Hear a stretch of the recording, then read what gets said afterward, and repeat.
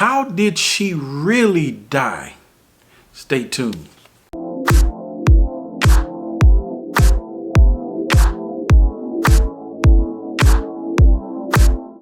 God bless you. Thank you for joining me on Morning Nuggets. This is yours truly, Pastor Nate. And as always, it is my absolute pleasure every time I come and speak with you. I pray that this exhortation finds you well this morning. And before the end of this video, if you like what you will have heard, please don't forget to smash that subscribe button, like and share. Pastor Nate will be glad to have you part of the smart family. You won't be disappointed. How did she really die? She who, Pastor Nate? We're talking about the legendary Angie Stone. Now, she was funeralized and laid to rest this weekend. Media says that she died in a car crash a couple weeks ago. But we have a lot of inconsistencies.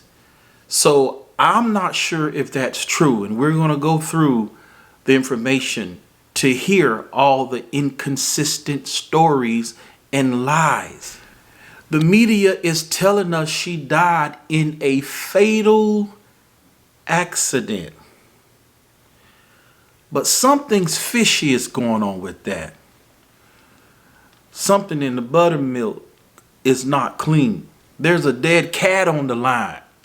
Something ain't adding up.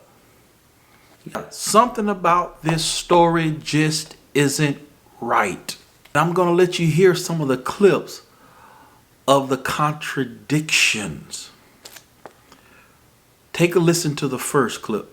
Alabama law enforcement agency, the Mercedes Sprinter van Stone was riding in, had turned over on the roadway before being struck by an 18-wheeler. One news reporter said the van flipped over, it turned over before it was struck.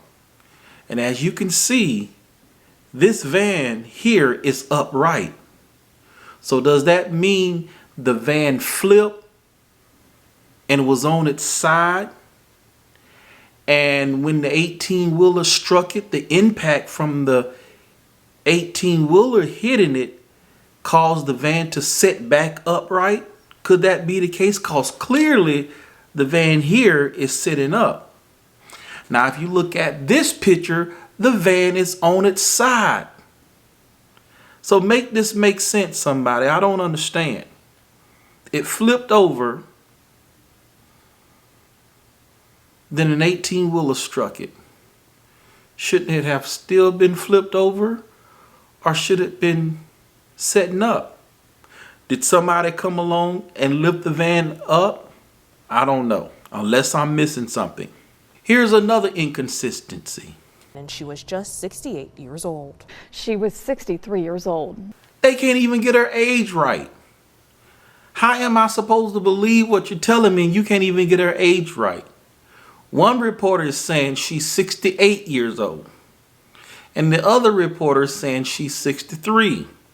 We all know she is 63. Here's another inconsistency. The singer was leaving a performance when the crash happened around 7 a.m. Here's the story.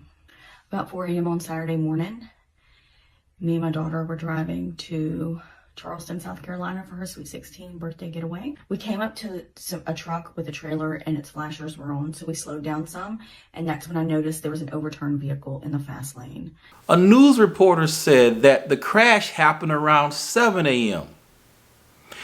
And the lady that supposedly helped Angie Stone, and that's a whole nother story.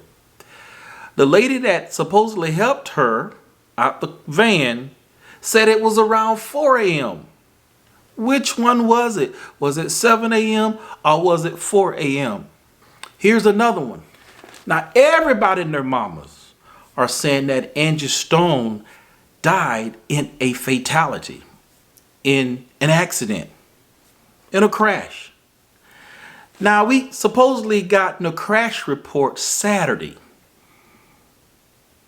And as you can see, it's plain as day that it says 0 fatalities, unless this is a fake report. Did she die in a fatality? Did she die in a crash? or did she not? It says 0.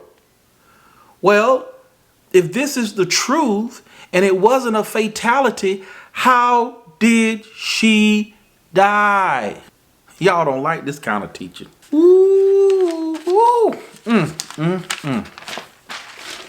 Friends, we're left with suspense. This is a mystery because nothing in these stories is consistent. And I'm led to believe that this was an orchestrated setup. This was a planned takeout. I'm led to believe that because the stories aren't adding up.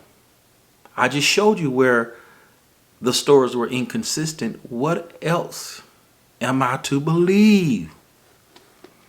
Now, you know, Angie exposed the music industry by saying that they took her money, mistreating her, and didn't do her right. She got on and actually exposed the industry a couple months ago.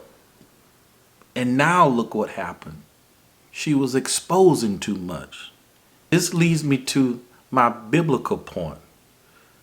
This setup and all these mysterious unaliving, it didn't just happen. It happened in the Bible days. In fact, it happened to one of our best biblical characters. Yes, the man who was after God's own heart. None other than David. Yes, he set someone up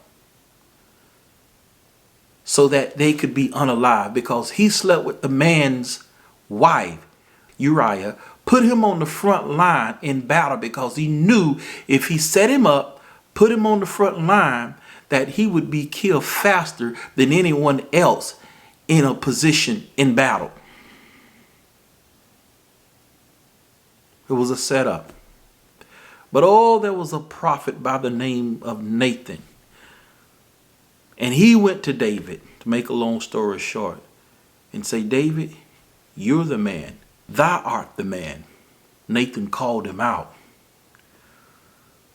Do we have any real prophets around here who can see?